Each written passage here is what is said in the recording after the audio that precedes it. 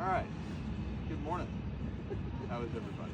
Good. Well, thank y'all for coming back again.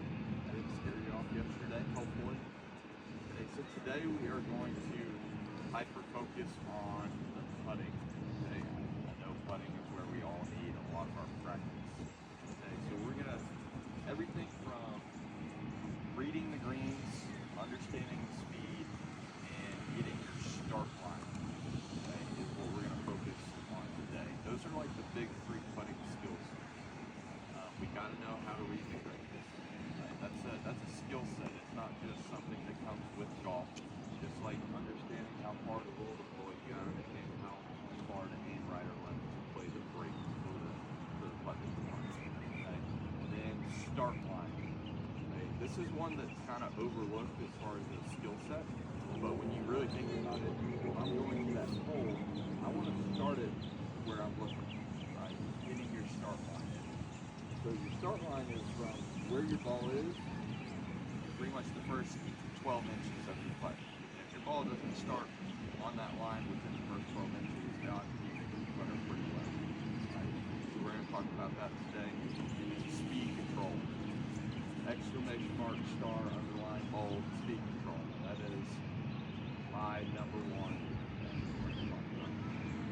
There's a lot of us who struggle with the three putts usually come from a speed problem. Too short, too long, everything else in between.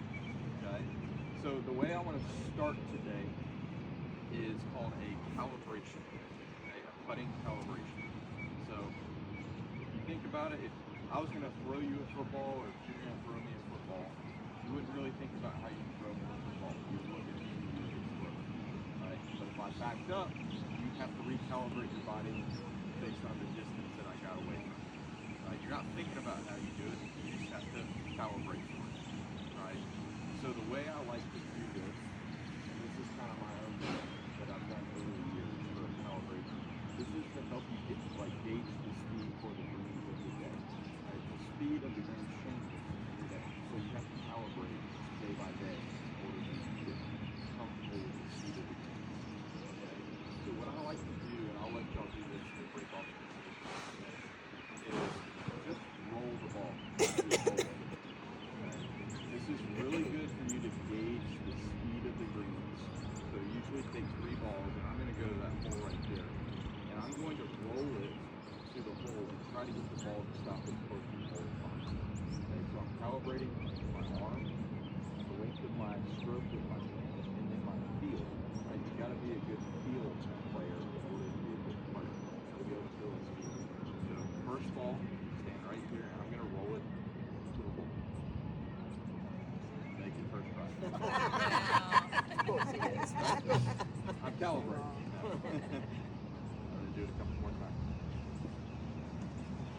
Okay. It's a little hard.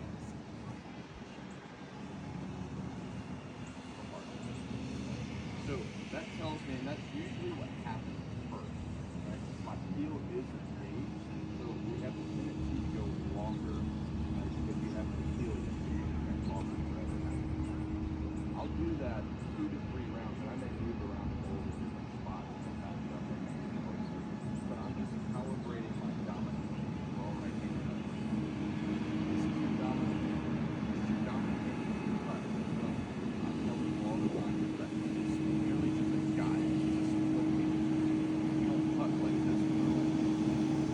Your right hand is the guider. Your left hand is the support. Right? It keeps the putter facing you. Like this.